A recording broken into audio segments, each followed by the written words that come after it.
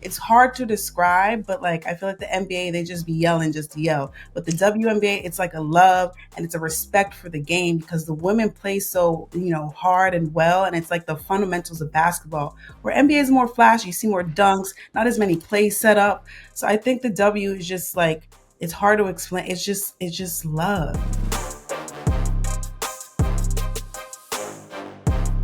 All right, folks, it's that time of the show where we bring on a guest to chop it up with us. And this week we have a powerhouse sports journalist. She's an on-air talent for MSG, as well as co-founder of Bold and Brilliant Life, a resource-based community to support career switchers and multi-hyphenates. Please join me in welcoming Bianca Peart to the show. What's up, cousin? Thank you so much for coming on. I'm so happy to have you on. What's going on? I'm thrilled to be here with you all. Feels like family. I'm so excited to be here.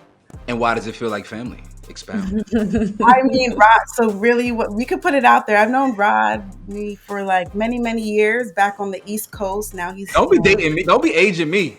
All right, I'm a young boy, okay? You brought it up. I'm just saying. So we knew each other in the sports world. We actually worked together a few times with the Jordan Brand family. He was hosting with the Wizards. I worked with the Brooklyn Nets. So yeah, we go way back. A lot of synergy. Beautiful to see you. You look amazing. Hair is fire. The purple, doing it big. Samaria, you look beautiful as well. Yeah, I'm surrounded in good company today. Very excited for the conversation. So, kicking things off, okay? You worked for the Brooklyn Nets and the New York Liberty, so you've seen some championships recently. Congratulations to you. But I want to talk about the damn Yankees, okay? Who just lost Game 5, losing the World Series. As someone, I guess, who has some sort of New York love or New York connection, what are your thoughts on their series against the Dodgers? I mean, didn't they technically win because it used to be the Brooklyn Dodgers? I feel like that's the That's thing. I feel a like good flip. yeah, like it's a little win, it's a little win, but it's really tough and unfortunate, and it's always rough to see the team win on like your home turf. And it was such a great game. The Yankees, the final game, they were up at like 5-zip, and then all of a sudden the tides had turned, and unfortunately, time like careless mistakes happens, and like that's when mistakes should not happen. You should not be missing a fly ball, minor things, and that adds up. So unfortunately, it was a tough loss for the Yankees, but I think still a big win in that they haven't been to the World Series since like 2009 ish. So there's a silver lining in it all. So Yeah, especially when you're making the amount of money that Aaron Judge is making. Just saying. Well, then you can't be dropping fly balls in the outfield, sir. That's what I'm saying. Yeah, like it was yeah. pretty rough. And he was Yeah. kind of quiet. He was kind of quiet the rest of the game or the other games in that series too, unfortunately. I will say, though, there's a small part of me, even though I'm a Yankees fan, there's a small part of me that loves to see New York fans suffer and be miserable. I do not feel like New Yorkers are gracious winners. And so to see New Yorkers with their heart broken always gives me a little bit of joy. I can't lie. Even as a Yankees fan. I hear you. I hear you. I mean, it was tough. It could have been the Mets versus Yankees. That would have been insane. A Subway Series, but at the World Series level. But the Dodgers are like, nah, we ain't having that. If And by then insane, if by insane you mean insufferable, sure. That would be too much New York pride. Too much.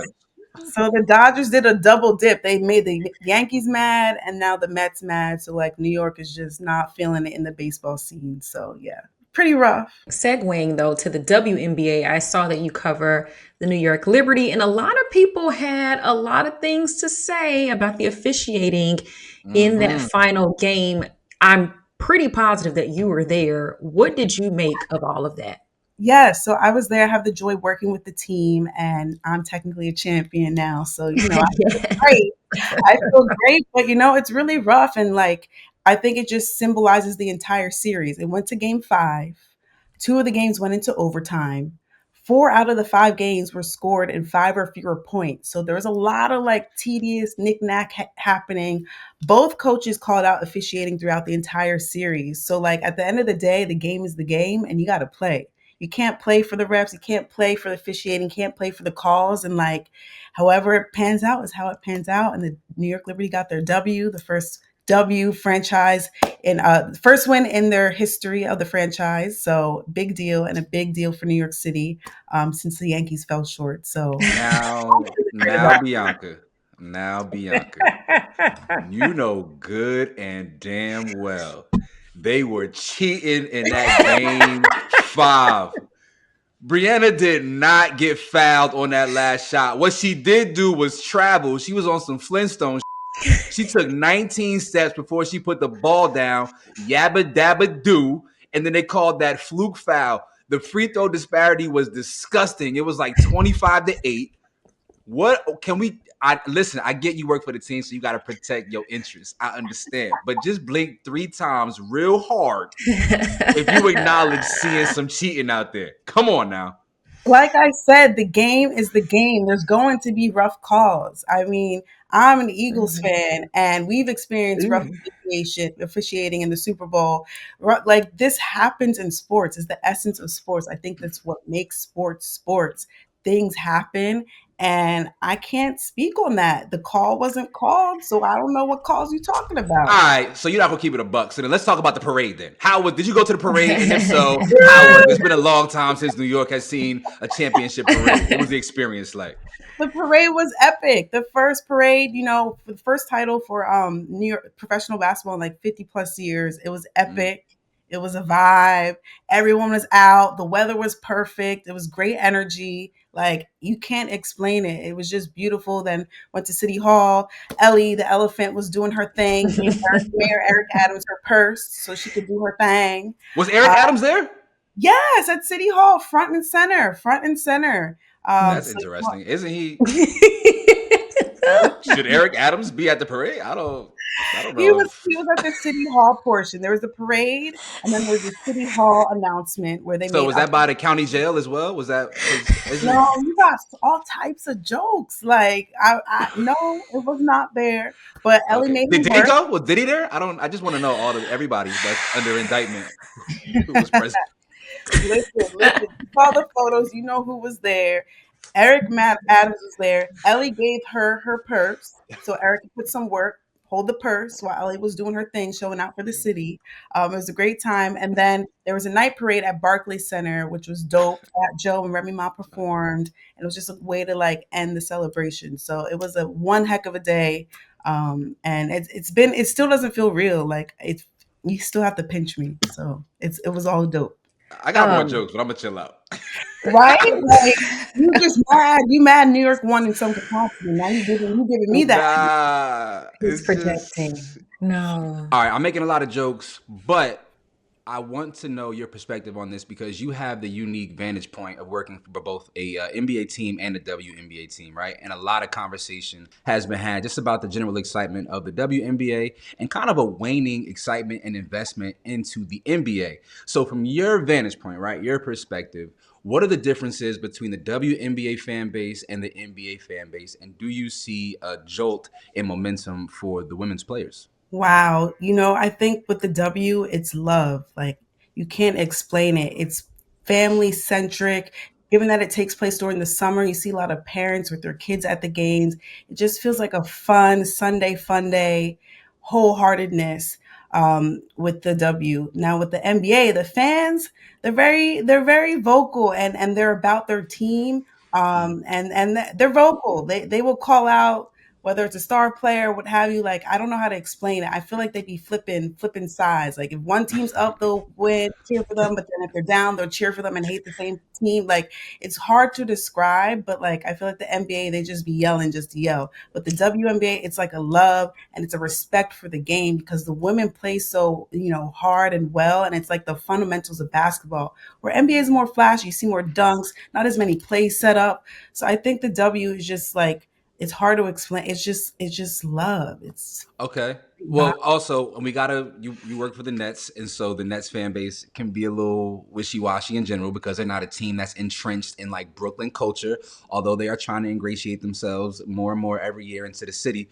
Do you think it's a price point thing? Do you feel like the price point of NBA tickets create a barrier of entry, for families, for people who maybe are not there for business looks and so on and so forth? Like because the WNBA fan base is more family, more children, more youthful. whereas the NBA fan base is just a lot more political, especially in a city like New York. Absolutely, the price point makes a huge difference because people want to play like there are star-studded names in the NBA, Mhm. and there are in the W too, but the prices, the resale prices are insane, and that certainly the league has been around much longer, so that price point and their business structure inherently is pricier. Though with the W coming up, them prices is going up too. You can't deny Yeah, you can't deny it. See, I true. was not even going to get into this, Bianca. Oh, Lord. But now I feel compelled to ask you about all of the, I call vitriol from people on social media with WNBA players. We've talked a lot about that on this platform. What did you make of, or maybe I should go back, did you even witness any of this vitriol? Did you see anything on social media that kind of rubbed you the wrong way? Like you being so close to the league, was there anything that you saw regarding that? So on social media, I haven't been paying attention, honestly, like Okay. what's being said. But at the arena, like I said, it's so much love, and like the Mhm. players, the fans are just so excited to be around the players, and they're more accessible. Like the players, the women will like sign everyone's autograph. They will go out of their way to say hi to a fan. So like the embrace and literally the love through the W is really it's palpable, and you have to see it in person to understand because social media is social media, but the women, like, they love the fans and they rock out with the fans. They take pictures. They extend extra time to be with them when they don't need to and probably really shouldn't. I was going to say maybe that's why some of the players have spoken out against some of the stuff that they're seeing because, like you just mentioned, they have made themselves accessible to fans. It's always love. And so to kind of see some of this hate kind of creeping in, they're trying to nip it real quick. Oh, But there's yeah, no Yeah. absolutely.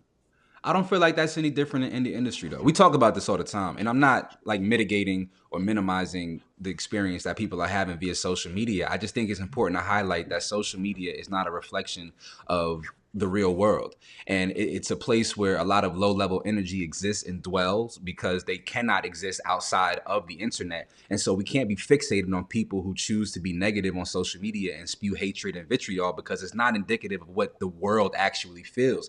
And so sometimes I know that it feels like it's the real world, but it's not. If you go into an arena and there's love and like Bianca is speaking to, then you can't then go on the internet and just forget about all the love you just received. You have to be able to compartmentalize a little bit, and live in the experience of your real world and real life experiences. Absolutely. And people are ready to flip the switch. They'll talk on social media, but then like, oh my gosh, I love you so much. But weren't you just tweeting about me? So, Yeah. it's just one of those things you have to compartmentalize that social media, that's a social media street. But when you're in the arena, it's just very different. Just like going to a concert. Like after going, like I'll randomly go to a concert of someone I've never heard of before, and I'll like Google them and like become the biggest fan just because of the experience and the atmosphere of being in that arena. People talk. People talk about us, Samaria, on the Fumble in the comments. I'll be right back at their neck. But I don't think that they're saying stuff as harsh as they were saying to some of the women in the WNBA. Our I comments, I think don't think, are as harsh. I think certain things are subjective. I think it can be difficult sometimes to compartmentalize, especially when you're seeing it or it's so nasty, some of the things that the women were being told. It's definitely subjective in the way society is set up. Like women are supposed to be in their place, whatever that place is. So when we're seen Mhm. winning champions, when we're seen on the Yes. basketball courts, on the red carpets, in the offices, at the CEO level, like people don't. That's not clicking. So obviously, the hate, the jealousy, the envy, the outdated mindset is going to infiltrate. All right, let's So kind of switch gears a little bit to the NFL. We talked earlier in the show, Bianca, about Anthony Richardson getting benched for Joe Flacco, seemingly coming after Anthony tapping out last week. And so, but what did you kind of make of Indianapolis saying, yeah, we're going to move forward, even though they drafted him number 4 overall just last year? Well, this is sports, right? I think Colts, they want to win. They want to do whatever it takes to win this season. And when you have your quarterback calling out and saying, "Yo, I'm out of breath. Take me out of the game." When you're on third and goal, it's not like you 50 and whatever. You're third and goal. You're right about to score at a very pivotal divisional game, and you're like, "Coach, tap me out." Like, that's really tough, you know especially as a quarterback, you're seen as the leader. And look, imagine your teammates, they out of breath too. But I do not want to minimize him. I do want to hold him, like give him props for like being upfront and be like, hey, I can't hang. Like I'm okay with that, but also not because like you're the leader. You're the leader, and that energy radiates immediately. Once you see your quarterback can't hang, then everybody else is like, "Oh, no, we lost this." So it's tough. Like he caused that. Like it's kind of like a consequence of how he feels. So I'm not mad at that. And the coach wants to win. Like so, you got to bring in the veteran Joe Flacco and do whatever it takes to win. Because at the end of the day, you got to win them games. You got to win them championships by any means necessary. Well, they ain't winning no championship. We know that ain't happening. And Flacco 39. Everyone wants to win a championship. I mean, obviously, but that's the goal, right? That's the goal Yeah. they want to win because their job, the head coach's job is on the line. So you're going to sacrifice putting this player in who is out of breath just because? Like Yeah. everybody's job is on the line. Nah, is I hear you though. I got thoughts, but I'm gonna He chill. don't he don't Okay. he don't like what I'm saying, but it's the No, no, reality. no, no, Like no, no. It's you not that. Yeah, it is that. It is that. I'm lying. It is that. I it's feel. the It is that. reality. Like I think, you yo, gotta win. we starting to get to a place in society where we are giving um, people who don't need so much grace way too much grace, and we are not being as Mm. graceful and graceful towards people who actually need it. Mm. This is his job, Yes. right? This is his job. If you, myself, Samaria, were to go into our workplace and were to tap out in the middle of our job because we had to sneeze, I'm like, oh, I gotta get the sneeze out, bro. Like, you gotta, like, next segment, tag me back in. There would be a problem. And Yes. I That is just I'm not rolling with we should I want to hold space. No, this ain't this. No, you got 7 months of off season where we hold space. All right, go hold your space when outside of a game. Get your ass out there and play I hear football, you. bro. I agree. Like this is a result of his own issue. Like this is his problem. Like I'm not mad at the Colts or anyone for like benching him. He caused this. He's out of breath. His cardio's not up Yeah. to date. He's been injured. This is his second year this season. And no offense, he's so young. Like even if you don't have the plays down or whatever, like you have enough stamina. You're 2 years into the league. Mind you got Flacco 15 years in the season about to sign in for you, tap in for you. Like it's not acceptable. It's not right. But whatever you got, that's his fault. Like if we had to point fingers, like that's his choice. He said, "I'm out. Third and goal. Like third and goal. You about to Yeah. score, and you You about know, to say, I'm sick."